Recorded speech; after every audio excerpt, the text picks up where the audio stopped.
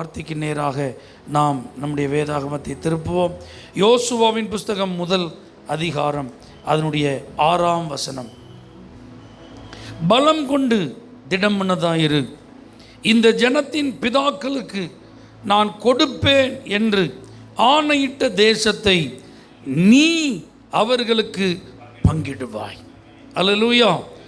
நீ அவர்களுக்கு பங்கிடுவாய். அப்போ டார்கெட் அக்கம்ப்ளிஷ்ட். ஆமென் சொல்லுங்க பார்க்கலாம்.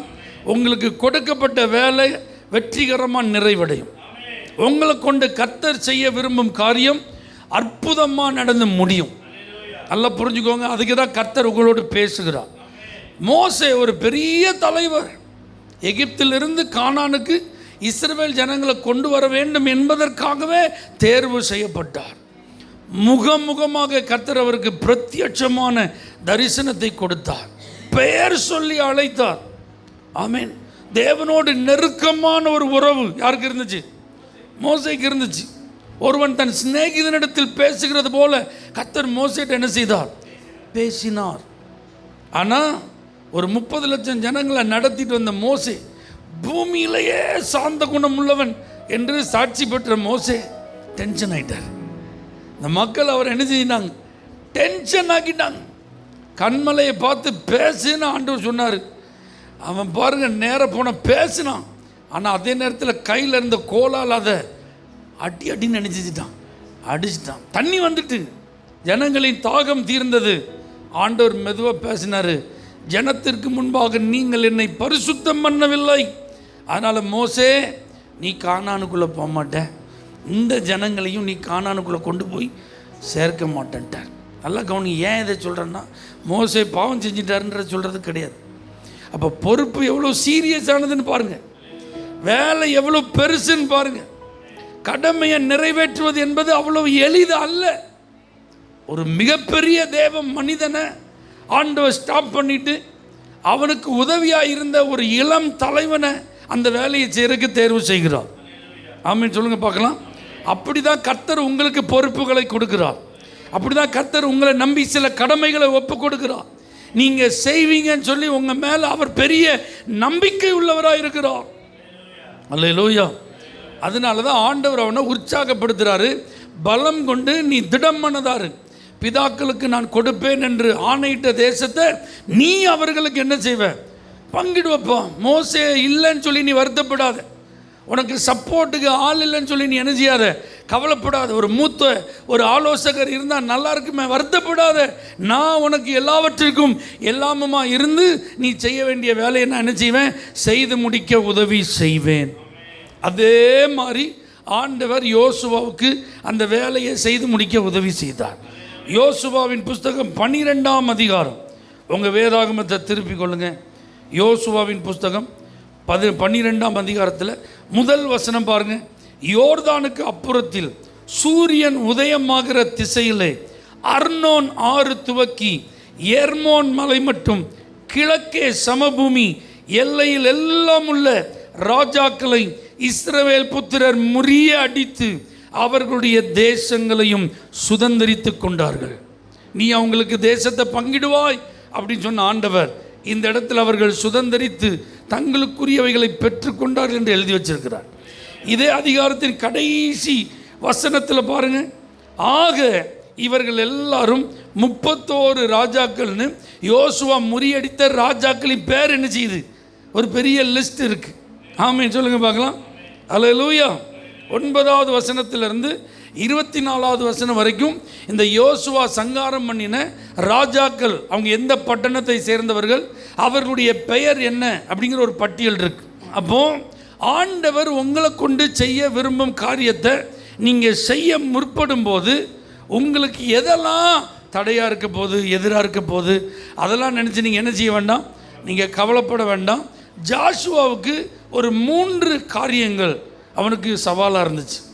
இந்த டார்கெட் அச்சீவ் பண்ணுறதுக்கு, ஆண்டவர் சொன்ன வேலையை செஞ்சு முடிக்கிறதற்கு, இஸ்ரவேல் ஜனங்களை கானானுக்குள்ளே நடத்தி தேசத்தை பங்கிட்டு கொடுப்பதற்கு அவனுக்கு பல நிலைகளில் அவனுக்கு சவால்கள் இருந்தாலும் ஒரு 3 காரியத்தை மட்டும் இதில் இருக்கிற ஒரு வசனத்திலேருந்து நான் உங்களுக்கு என்ன செய்ய போகிறேன், சொல்ல போகிறேன். வாசிக்கிறீங்களா?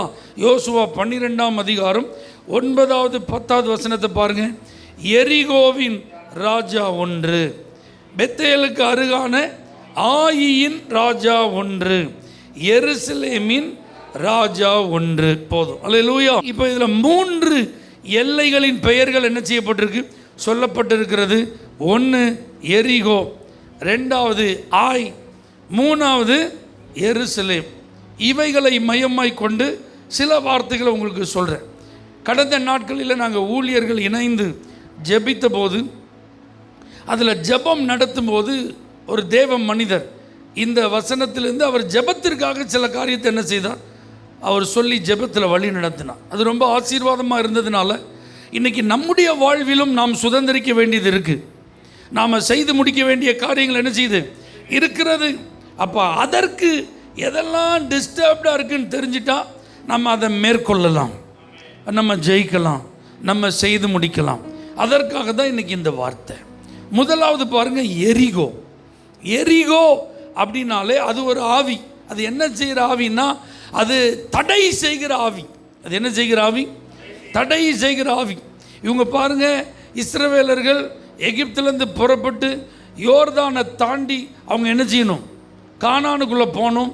ஆனால் எரிகோ அடைக்கப்பட்டிருந்தது அப்படின்னு எழுதப்பட்டு, இஸ்ரவேலுக்கு முன்பாக அங்கே எரிகோ பட்டணம் எப்படி இருந்தது, அடைக்கப்பட்டிருந்தது அப்படின்னு இதே யோசுவாவின் புஸ்தகத்தில் 6வது அதிகாரம் 1 வசனத்தில் இருக்கு பாருங்க. எரிகோ இஸ்ரவேல் புத்திரருக்கு முன்பாக அடைக்கப்பட்டிருந்தது அப்படின்னா இவர்களை முன்னேற விடாதபடிக்கு அது தடை செய்தது. அப்போ நல்லா புரிஞ்சுக்கோங்க, உங்கள் டார்கெட்டை நீங்கள் அச்சீவ் பண்ணுறதுக்கு தடை செய்கிற ஒரு ஆவி என்ன செய்யும் இருக்கும், அடைக்கிற ஒரு ஆவி என்ன செய்யும் செயல்படும். அடைக்கிறது பிசாசினுடைய கிரியன்னா, திறக்கிறது தேவனுடைய செயல். எத்தனை பேர் ஆமென் சொல்றீங்க? அடைக்கிறதுக்கு அதிகாரிகளும் செயல்படுவார்கள், ஆனால் திறக்கிறதற்கு கர்த்தர் தம்முடைய வல்லமையை வெளிப்படுத்துவார். எரிகோவை கர்த்தர் உடைத்தார். இஸ்ரவேலர்கள் அதை கடந்து போக தேவன் என்ன செய்தார், உதவி செய்தார். அந்த ஆவிகள் அவர்களை தடுக்க ஆண்டவர் என்ன செய்யல, விடவே இல்லை. இன்னைக்கும் தேவ பிள்ளைகளே, உங்களுக்கு முன்பாக எங்கெல்லாம் நீங்கள் தடைகளை பார்க்குறீங்க, உங்களுக்கு முன்பாக எங்கெல்லாம் கதவுகள் பூட்டப்பட்டிருக்கிறது, உங்களுக்கு முன்பாக எங்கெல்லாம் நீங்கள் பூட்டப்பட்ட நிலைமையை நீங்கள் உணர்றீங்களோ, சோர்ந்து போகாதீங்க. உங்களுக்காக திறக்க ஒரு தேவன் இருக்கிறார். அல்லேலூயா. தாவீதின் திறவுகோலை கரங்களில் உடைய ஒரு கர்த்தர் உங்களுக்காக இருக்கிறார். ஆமென். அவர் யார் பூட்டினாலும் அதை திறந்துடுவார். அவர் பூட்டினாதான் யாரும் திறக்க முடியாது. ஆனால் வேற யாரும் உங்களுக்கு பூட்டினா ஆண்டவர் அதை என்ன செஞ்சிருவார், வேற யாரும் அடைச்சி வச்சாலும் ஆண்டவர் அதை உடைச்சிருவார். அல்லேலூயா. அப்போ இந்த வாரம் உங்களுக்கு முன்பாக அடைக்கப்பட்ட கதவுகளை அல்ல, திறந்த கதவுகளை காண்பீர்கள். ஆமென் சொல்லுங்க பார்க்கலாம். தடைகளையும் முன்னேற முடியாத இடையூறுகளையும் அல்ல, எல்லாம் உங்களுக்கு ஓப்பனாக இருக்கிறத பார்ப்பீங்க. எந்த தடையும் இல்லாமல், எந்த சிரமமும் இல்லாமல் சுதந்திரமாக நீங்கள் போகிறத நீங்கள் பார்ப்பீங்க. அல்லேலூயா. சத்துருவினுடைய வேலை நீங்கள் சரித்திரம் முழுவதிலும் நல்லா கவனித்து பாருங்கள், வழி மறிக்கிறது அவனுடைய வேலை. இஸ்ரவேல் ஜனங்கள் அவங்க வனாந்திரத்தில் நடந்து வரும்போது பாசானின் ராஜா அடைக்கிறான் வழியை. உங்கள் வழியா நாங்கள் போகிறோன்னு செய்தி அனுப்புகிறான் மோசே, ஆனால் அவன் முடியாதுன்றான். ஆமென். எமோரியரின் ராஜா வழி அடைக்கிறான், இவங்களை முன்னேற விடாதபடிக்கு தடுக்கிறான். ஆனால் அவங்களால தடுக்க முடிஞ்சுதா, வாசலை அடைக்க முடிஞ்சுதா, வழியில் அவங்கள தடுத்து குறுக்க நிற்க முடிஞ்சுதா? இல்லவே இல்லை. பேதுருவை அழிப்பதற்காக அன்னைக்கு இருந்த ராஜா ஏரோது அவன் என்ன செஞ்சான், யாக்கோபை சிறைச்சேதம் பண்ணி யூதர்கள் மத்தியில் நம்முடைய செல்வாக்கை பெருக்கிட்டோம், இவனையும் கொண்டுட்டோம்னா இன்னும் மதிப்பு பெருகும். அவன் அடைச்சி வச்சிருந்தான். இவன் அடைக்கப்பட வேண்டிய நபர் அல்ல, இவன் எழுந்து பிரகாசிக்க வேண்டிய ஒரு நபர். வெளிச்சமாக வெளியில் இன்னும் அவன் கிரியை செய்ய வேண்டும், ஊழியம் செய்யணும். இவனை அடைத்து வைக்குவதற்கு இந்த ஏரோதுக்கு என்ன கிடையாது, அதிகாரம் கிடையாது. ஆனால் தன்னுடைய அதிகாரத்தை பயன்படுத்தி பேதுரு என்ன செஞ்சிருந்தான், அடைச்சி வச்சிருந்தான். ஆனால் அவனால் அடைச்சி வைக்க முடிஞ்சுதா? சாவியே போட்டு திறக்க வேண்டிய தேவையே இல்லைன்னு கர்த்தர் அவனை வெளியே கொண்டு வந்துட்டார். அல்லேலூயா. பவுலும் சீலாவும் ஆண்டவர் அழைத்த அழைப்பிற்காக அவர்கள் பிரித்தெடுக்கப்பட்டவர்கள். ஆண்டவர் அந்தியோகியா சபையில் அவங்க ஊழியம் செய்த நாட்களில் அவர்களோடு கூட பரிசுத்த ஆவியானவர் பேசுகிறார், நான் தெரிந்து கொண்ட ஊழியத்திற்காக இவங்களை என்ன செஞ்சிருங்க, பிரிச்சிருங்க. அப்போ இவங்க உலகமெங்கிலும் அவர்கள் சுவிசேஷத்தை அறிவிக்க போகணும். ஆனால் அன்னைக்கு அவங்கள பிடிச்சி அடித்து சிறைச்சாலையில் தொல்லு மரத்தில் கட்டி வச்சு கதவை பூட்டிட்டாங்க. ஆனால் பூட்டப்பட்ட கதவு அப்படியே பூட்டப்பட்டதாக இருந்ததா? இல்லை, அத்தனை கதவுகளையும் கர்த்தர் திறந்தார். அத்தனை பேருடைய கட்டுகளை கர்த்தர் அவிழ்த்தார். ஏன்னா நீங்கள் சுதந்திரிக்கணும், நீங்கள் செய்து முடிக்க வேண்டிய பணியை செய்து முடிக்கணும். உங்கள் காலத்திற்குள்ளே நீங்கள் நிறைவேற்றி முடிக்க வேண்டிய காரியத்தெல்லாம் கண்டிப்பாக நிறைவேற்றி முடிக்கணும். அப்போ எரிகோ அப்படின்னாலே அந்த ஆவி தடை செய்கிற ஆவி. அந்த தடை செய்கிற ஆவியை கர்த்தர் அழிப்பார். இனிமேல் உங்கள் வாழ்க்கையில் எந்த தடை நீங்கள் பார்க்க மாட்டீங்க. திருமண தடைகள் இருக்காது, குழந்தை பேற்றுக்கு தடை இருக்காது, பொருளாதார வளர்ச்சிக்கு தடை இருக்காது, சரீர சுகத்தை பெற்றுக்கொள்வதற்கு தடை இருக்காது, குடும்பத்தில் உங்கள் அன்புக்குரியவர்கள் ரட்சிக்கப்படுவதற்கு தடை இருக்காது. நீங்கள் எதிர்பார்க்கும் பதில் வர தடை என்ன செய்யாது? இருக்காது. எந்த தடையாக இருந்தாலும் அந்த தடை செய்கிற ஆவியை கர்த்தர் நிர்மூலமாக்குவார். நீ பலன் கொண்டு திடமனதாயிரு ஜாஷுவா. அல்லேலூயா. உங்கள் எல்லாரையும் கர்த்தர் இன்றைக்கு உற்சாகப்படுத்துகிறார். ஆமீன் சொல்லுங்க பார்க்கலாம். ரெண்டாவது ஒரு பட்டணம், அந்த பட்டணத்தின் பேர் ஆயி. சரியா? இப்போ எரிகோவை மேற்கொண்ட யோசுவா டீம் இப்போ அடுத்து ஆயி பட்டணத்துக்கு போகணும். மூப்பர்கள் சொல்கிறாங்க, வேவு பார்த்துட்டு வந்து 3000 பேர் போனால் போதும். எத்தனை பேர் போனால் போதும்? 3000 பேர் போனால் போதும். சின்ன பட்டணம், ஈஸியாக வாஷ் அவுட் பண்ணிடலாம் அப்படின்னு போயிட்டாங்க. ஆனால் போன வேகத்தில் திரும்பி வந்துட்டாங்க. 36 பேரை வெட்டிட்டாங்க. யோசிச்சு பாருங்கள். யோசுவாவுக்கு கொடுக்கப்பட்ட வாக்குத்தத்தம், நீ உயிரோடு இருக்கும் நாளெல்லாம் ஒருத்தனும் உனக்கு ஏற்று நிற்க முடியாது. அப்படின்னா நீ தோல்வியை என்ன செய்ய மாட்டேன், அடைய மாட்டாய். ஆனால் ஆயி அப்படிங்கிற இந்த பட்டணத்தில் உள்ள ஆவி என்னென்னா தோல்வி அடைய செய்யும் ஆவி. தடை செய்கிற ஆவியை தாண்டியாச்சு. இப்போ அடுத்த ஆவி எப்படி போராடும்? தோல்வி அடைய செய்யும். தோல்வி வந்துட்டுன்னு பயந்துடாதீங்க. இந்த இடத்துல கர்த்தருடைய ஆவியானவர் இடைப்படுறாரு. தோல்விக்கு என்ன காரணம்னு சொல்லி கொடுக்குறார். அந்த தோல்வியை எப்படி சரி செய்யணும்னு சொல்லி கொடுக்குறார். ஆமென் சொல்லுங்க பார்க்கலாம். அப்போ தேவ பிள்ளைகளே, கடந்த நீங்கள் வந்த பாதையில் சில தோல்விகள் என்ன செஞ்சிருக்கலாம், பார்த்துருக்கலாம். நான் தோற்று போயிட்டேனே, நான் தோல்வி அடைஞ்சிட்டேனே, அதனால் கர்த்தர் என்ன விட்டுட்டாரு, ஆண்டவர் என் கூட இருந்து செயல்படவில்லையோ, வாக்குத்தத்தங்கள் எனக்கு இல்லையோ, அந்த ஆசீர்வாதத்தை நான் பெற முடியாது அப்படிலாம் நினைக்காதீங்க. தோல்வி அடைய செய்யும் ஆவியையும் மேற்கொள்ள கர்த்தர் உங்களுக்கு உதவி செய்வார். சரி, ஆயி பட்டணத்தில் தோற்றினோம், ஓடி போயிடும், வேறு பட்டணத்துக்கு போவோம். அப்படி கர்த்தர் பைபாஸ் பண்ணி போக விடலை. தோல்வியை தோல்வியாகவே விட்டுட்டு போக விடலை. தோல்வியை ஜெயமாய் மாற்ற கர்த்தர் உதவி செய்தார். நீங்கள் எதிலெல்லாம் தோற்று போனீங்களோ அதுதான் நம்முடைய பலவீனம். அதில் நம்மளால் ஜெயிக்கவே முடியாது. சரி, அது இருக்கட்டும், நம்ம எங்கே ஸ்ட்ராங்காக இருக்கணுமோ அங்கே கவனம் செலுத்த. இல்லை, தோல்வி அடைஞ்ச இடத்துல நீங்கள் ஜெயிக்கணும். எதெல்லாம் உங்களால் மேற்கொள்ள முடியலையோ அதெல்லாம் நீங்கள் என்ன செய்யணும், மேற்கொள்ளணும். நீங்கள் அதை கண்டு பயப்படக்கூடாது. தோல்வியை கண்டு என்ன செய்யக்கூடாது, பயப்படக்கூடாது. அல்லேலூயா. தோல்விக்கான காரணத்தை ரகசியத்தை ஆண்டவர் உங்களுக்கு சொல்லி தருவார். ஏன் நீ தோல்வி அடைகிறேன்னு கர்த்தர் சொல்லி தருவார். இந்த தோல்விக்கு என்ன காரணம்? அன்னைக்கு ஆகான், அவன் தான் ஒரு பெரிய காரணம். ஏன்னா இந்த எரிகோவிலேருந்து ஆண்டவர் தொடக்கூடாது, எடுக்கக்கூடாதுன்னு சொன்ன பாபிலோனியன் சால்வையை கொஞ்சம் தங்கத்தை என்ன செஞ்சிட்டான், எடுத்துக்கொண்டான், வீட்டுக்கு முன்னாடி புதைச்சி வச்சுட்டான், யார்ட்டையும் சொல்லாமல் மறைச்சிட்டான். அதுதான் தோல்விக்கு காரணம். இது ஜாசுவாக்கு என்ன செய்யாது, தெரியாது. இப்போ கர்த்தர் தோல்விக்கு என்ன காரணம் சொல்கிறார், பாவம் இருக்குன்னு சொல்கிறாரு. அதற்கு யார் காரணம்னு கண்டுபிடிக்க வகை வகையாக சீட்டு போட்டு ஆண்டவர் என்ன செய்கிறாரு, கண்டுபிடிக்க உதவி செய்கிறார். அதை அகற்றின போது ஆயி பட்டணத்தின் மேல் வெற்றி. ஆமென் சொல்லுங்க பார்க்கலாம். அப்போ தோல்வி அடைய செய்கிற ஆவியை நீங்கள் ஜெயிக்கணும். ஏன்னா உங்களுக்குள்ள இருக்கிற ஆவியானவர் பெரியவர், ஜெயக்கொடி ஏற்றுகிறவர். நீங்கள் தோல்வியோடையே காலம் கழிக்கக்கூடாது. ஐயா எனக்கு நிறைய ப்ளஸ் பாயிண்ட் இருக்குது, ஆனால் சில மைனஸ் பாயிண்ட் இருக்குன்னு சொல்லக்கூடாது. எல்லாமே ப்ளஸ்ஸாக தான் இருக்கணும். ஆமென் சொல்லுங்க பார்க்கலாம். இந்த குறிப்பிட்ட ஏரியாவில் நான் ரொம்ப ஸ்ட்ராங்கு, ஆனால் இந்த ஒரு ஏரியாவில் நான் ரொம்ப வீக்குன்னு வாழக்கூடாது. அந்த வீக்கான ஏரியாலையும் ஜெயிக்கணும். ஹல்லேலூயா. ஏன்னா சத்துரு எங்கே நம்ம பலவீனப்பட்டு இருக்கிறோமோ அங்கே தான் திரும்ப திரும்ப அடிப்பான். ஒரு பழமொழி சொல்லுவாங்களே, பட்ட காலில் படும். இந்த மல்யுத்தம்லாம் பண்ணுறாங்கன்னு வச்சுக்கோங்களேன், அதில் பாருங்கள், ஒரு இடத்துல அவனுக்கு அடிபட்டுட்டுன்னா அந்த எதிர்த்து விளையாடுறவன் அதே தான் அடிக்கணும்னு நினைப்பான். பார்த்துருக்கீங்களா? அதே தான் பிடிச்சி மடக்கணும்னு நினைப்போம். ஏன்னா அங்கே கையை வச்சாச்சுன்னா அவனால் வலி என்ன செய்ய முடியாது, தாங்க முடியாது. தொடர்ந்து முழு பலத்தை என்ன செய்ய முடியாது, பயன்படுத்த முடியாது. அவனுடைய கவனம் அவனை ஜெயிக்கிறதுல இருக்காது. அந்த வழியிலேருந்து தன்னை காப்பாற்றுறதுக்கு என்ன செய்யலாங்கிறதுல தான் என்ன செய்யும் இருக்கும். இதுதான் சத்துருவினுடைய தந்திரம். ஆகவே தோல்வி அடைய செய்யும் ஆவியை கண்டுகொள்ளாமல் விட்டுறக்கூடாது. ஆமீன் சொல்லுங்கள். இவன் நீங்கள் உங்களே யோசிச்சுப்பாங்க, நான் எதுலலாம் வீக்காக இருக்கிறேன், எதெல்லாம் என்னால் மேற்கொள்ள முடியலை, எந்த பழக்க வழக்கத்தை என்னால் மேற்கொள்ள முடியலை, எந்த சுபாவத்தை என்னால் மேற்கொள்ள முடியலை, நடைமுறை வாழ்க்கையில் எந்த காரியத்தை என்னால் ஜெயிக்க முடியலை, ஆவிக்குரிய வாழ்க்கையில் என்னால் எதில் வெற்றி அடைய முடியலை, ஆண்டவர் என்னை நம்பி கொடுத்திருக்கிற இந்த பொறுப்பை நான் வெற்றிகரமாக நிறைவேற்றி முடிக்க என்ற என்ன பலவீனம் இருக்கிறது, அதை நம்ம கண்டறிந்து ஆண்டவர்கிட்ட உதவியை கேட்டோம்னா தோல்விக்கு என்ன காரணம், ஜெயிக்கிறதுக்கு என்ன செய்யணும்னு சொல்லி தருவார். ஆமென் சொல்லுங்கள் பார்க்கலாம். அப்போ உங்களை தோல்வி அடைய செய்கிற ஆவியெல்லாம் உங்கள் எல்லையிலேருந்து என்ன செஞ்சிடலாம், விரட்டி விட்டுடலாம். ஏன்னா நீங்கள் தோற்க பிறந்தவர்கள் அல்ல, நீங்கள் ஜெயிக்க பிறந்தவர்கள்.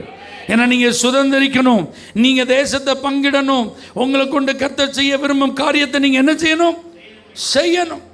ஆமென் அல்லேலூயா. அப்போ உங்களுடைய வாழ்வில் தடை செய்கிற ஆவியை கர்த்தர் அகற்றுவார், தோல்வி அடைய செய்கிற ஆவியை கர்த்தர் அகற்றுவார். அடுத்தது பாருங்க, எருசலேமின் ஆவி. இன்னைக்கு எருசலேம் புனித நகரம், மகாராஜாவின் நகரம், சீயோன் அப்படின்னு இருக்குது. ஆனால் அன்னைக்கு எப்படி இருந்தது, எபூஸ் என்று அழைக்கப்பட்டது. அங்கே இருந்த அரக்கர்கள் வித்தியாசமான ஆட்கள். 2 சாமுவேல் 5ஆம் அதிகாரத்தில் நீங்கள் பார்த்தீங்கன்னா தாவீது அந்த பட்டணத்தை பிடிக்கும்போது அங்கே இருக்கிறவங்களாம் சொல்கிறாங்க, இங்கே இருக்கிற குருடர்களுக்கும் கால் நடக்க முடியாதவர்களுக்கும் ஒன்றால் பதில் சொல்ல முடியாதுப்பா, அவங்க ஒன்று ஈஸியாக விரட்டி விட்டுருவாங்கண்ணா. புரியுதா உங்களுக்கு? அப்படின்னா என்ன அர்த்தம்? இந்த எருசலேமின் ஆவி எப்படிப்பட்ட ஆவி தெரியுமா? உங்களை குறைத்து மதிப்பிடும் ஆவி. ஜாசுவா சாதாரணமான ஆளா சொல்லுங்கள்? அவன் கையில் பெரிய ஆயுதம் இல்லாத நாட்களிலேயே அமலேக்கியரை எதிர்த்து ஜெயித்தவன். மோசே கையை உயர்த்தி மலையில் நின்னார் பார்த்தீங்களா, ஆரோன் ஊர் அவர் கையை தாங்கிட்டு இருந்தாங்க பார்த்தீங்களா, அப்போவே அவன் ஜெயித்தவன்.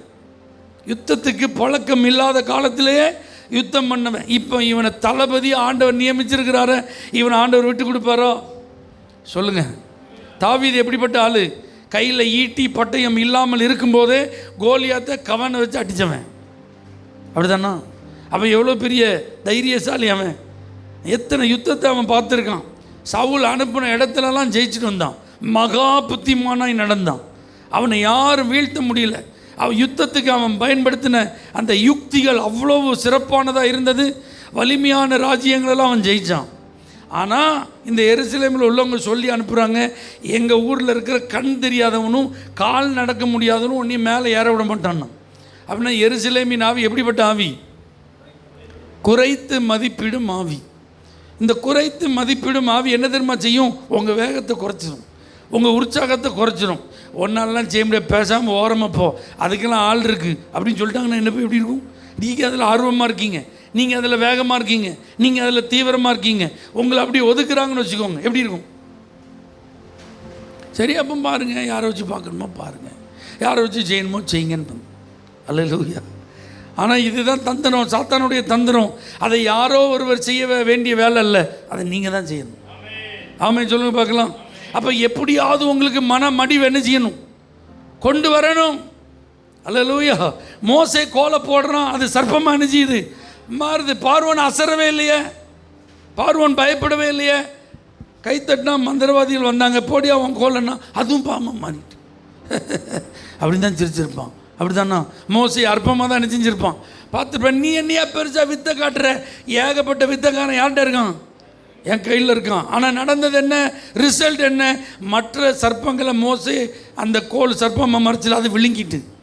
இப்போ அதனுடைய வாழை பிடிச்சப்ப மோசே கையில் என்ன இருக்குது, கோல் இருக்குது. மற்ற மந்திரவாதி கையில் ஒன்றும் இல்லை. அப்படின்னா என்ன அர்த்தம்? இனிமேல் அவன் மாய வித்தையை செய்ய முடியாது. இந்த கார்ட்டூன் சின்ன பிள்ளைகள் பார்க்குறதுல மந்திரக்கோள் பார்த்துருக்கீங்களா? அந்த மந்திரக்கோளை உடைச்சிட்டு அவ்வளோதான் போச்சு. அல்லேலூயா. அதே மாதிரி தான் மந்திரவாதிகள் எல்லாருடைய கோலையும் அது விழுங்கிட்டா என்ன அர்த்தம்? இனிமேல் அவன் என்ன செய்ய முடியாது, இப்படி மாய வித்தையெல்லாம் காட்ட முடியாது. அவ்வளவும் யாருக்கு கீழே வந்துட்டு, மோசேக்கு கீழே வந்துட்டு. ஒரு அலையிலேயே சொல்லுங்க. எத்தனை பேருக்கு நான் சொல்றது புரியுது? நீங்கள் எந்த வேலையை செய்ய உற்சாகத்தோடு போகும்போது நீங்கள் நல்லா புரிஞ்சுக்கோங்க, உங்களை ஒரு ஆவி சந்திக்கும். அந்த ஆவி உங்களை குறைத்து மதிப்பிடும் ஆவி. உங்களுக்கு கிருபை, வரம், வல்லமை, வார்த்தை, அழைப்பு, அபிஷேகம் எல்லாத்தையும் தந்து தான் என்ன செய்வார்? ஆண்டவர் அனுப்புவார். அங்கே போனால் உங்களை மதிக்கவே மாட்டான், உங்களை ஒரு பொருட்டாகவே என்ன செய்ய மாட்டான், நினைக்க மாட்டான், உங்களை லிஸ்ட்டில் என்ன செய்ய மாட்டான், வைக்க மாட்டான். ஆனால் நீங்கள் நல்லா புரிஞ்சுக்கோங்க, இதை கண்டு நீங்கள் சோர்ந்து போய் நீங்கள் செய்கிறத விட்டுறக்கூடாது. உங்களை கொண்டு கர்த்தர் செய்ய விரும்பும் காரியத்தை வேற யார்கிட்டையாவது என்ன செஞ்சிடக்கூடாது, கொடுத்துடக்கூடாது. குறைத்து மதிப்பிடும் ஆவியை நீங்கள் வளர விடக்கூடாது. அல்லேலூயா. உனக்கு ஞானம் இல்லை, உனக்கு திறமை இல்லை, உனக்கு அனுபவம் இல்லை, உனக்கு இதை பற்றி எந்த விவரமும் இல்லை, நீ இதெல்லாம் செய்ய என்ன கேட்டாலும் பரவாயில்ல. ஞானத்தின் உறைவிட அவர், பலன் தருகிறது அவர், காரிய சித்தி உள்ளவனை மாற்றுகிறது அவர். அல்லேலூயா. அப்போ நீங்களும் நானும் நம்ம செஞ்சு முடிக்க வேண்டிய காரியங்களை செஞ்சு முடிப்பதற்கு தடை செய்கிற ஆவி குறுக்க வரலாம், தோல்வி அடைய செய்கிற ஆவி குறுக்க வரலாம். அது மாத்திரமல்லாமல் குறைத்து மதிப்பிடும் ஆவியெல்லாம் குறுக்க வரலாம். அப்போ இதெல்லாம் வரும்போது உங்களுக்கு வார்த்தை இருந்தால் நீங்கள் ஜெயிச்சிருவீங்க. ஜாஷுவாட்ட என்ன இருந்தது? வார்த்தை. நீ பலங்கொண்டு திடம் மனதாய் மோசையோடு இருந்தது போல நான் உன் கூட இருப்பேன். நீ உயிரோடு இருக்கும் நாளெல்லாம் ஒருத்தன் உனக்கு முன்பாக என்ன செய்ய மாட்டான், எதிர்த்து நிற்க மாட்டான். இப்படி கர்த்தருடைய வார்த்தை. அதோடு ஆண்டவர் விடலை. இந்த நியாயப்பிரமாண புஸ்தகம் உன் வாயை விட்டு என்ன செய்ய வேண்டாம், பிரிய வேண்டாம். இரவும் பகலும் அதை தியானம் பண்ணு, அப்பொழுது உன் வழியை வாய்க்க பண்ணுவாய், நீ புத்திமானாய் நடந்து கொள்வாய். ஏன்னா ஒரு முறை கர்த்தர் சொன்ன வார்த்தை மாத்திரம் போதாது, ஒவ்வொரு முறையும் கர்த்தர் சொல்லும் வார்த்தை நமக்கு தேவை. நான் சொன்னது எத்தனை பேர் கவனிச்சிங்க? ஒரு முறை கர்த்தர் சொல்லும் வார்த்தை போதாது, ஒவ்வொரு முறையும் நமக்கு வார்த்தை தேவை. அதனால தான் இந்த புத்தகம் நம்முடைய வாயை விட்டு பிரியாது இருக்க வேண்டும். இரவும் பகலும் இதை நாம் தியானிக்க வேண்டும். இதை நீங்கள் ரெகுலராக கடைபிடிக்க ஆரம்பித்தால் உங்களை தடை செய்ய எந்த ஆவியும் இல்லை. ஆமென் சொல்லுங்க. உங்களை தோல்வி அடைய செய்ய எந்த ஆவியும் இல்லை, உங்களை குறைத்து மதிப்பிட எந்த ஆவியும் இல்லை. எத்தனை பேர் இந்த வார்த்தையை கைக்கொள்ள ரெடியாக இருக்கீங்க? இந்த வார்த்தையை வாசித்து தியானம் பண்ண ரெடியாக இருக்கீங்க? இந்த வார்த்தையின்படி உங்கள் வழியில் நடக்க நீங்கள் ஆயத்தமாக இருந்தோம். ஜாஷுவாவை பார்த்து ஆண்டவர் சொன்னது போல நீ அவர்களுக்கு பங்கிடுவாய். அவன் அதை அப்படியே பங்கிட்டது போல நீங்கள் என்ன செய்வீங்க? பங்கிடுவீங்க. உங்களுடைய ஆசீர்வாதத்தை நீங்கள் நிறைவேறுதலின் காண்பீர்கள். உங்களுடைய வாழ்வில் கர்த்தர் செய்யும் காரியங்களை நீங்கள் பார்ப்பீங்க. உங்களை கொண்டு கர்த்தர் செய்யும் காரியங்களை நீங்கள் அனுபவிப்பீங்க. இந்த ஆவிகளை கண்டு பயப்படாதீங்க. வார்த்தை இருக்குது, ஜெயிப்போம். வார்த்தையின்படி அவர்களுக்குரிய அத்தனை நன்மைகளை சுதந்திரிக்க, அவர்கள் மூலமாய் செய்ய வேண்டிய காரியங்களை செய்ய தேவன் உதவி செய்யும். இந்த இரவு ஒரு ஆசீர்வாதமான நேரமாக இருக்கட்டும். இயேசுவின் நாமத்தில் பிதாவே. For prayer contact, Pastor J. J. Kumar, El Shaddai Ministries, 9500252586, Surandai.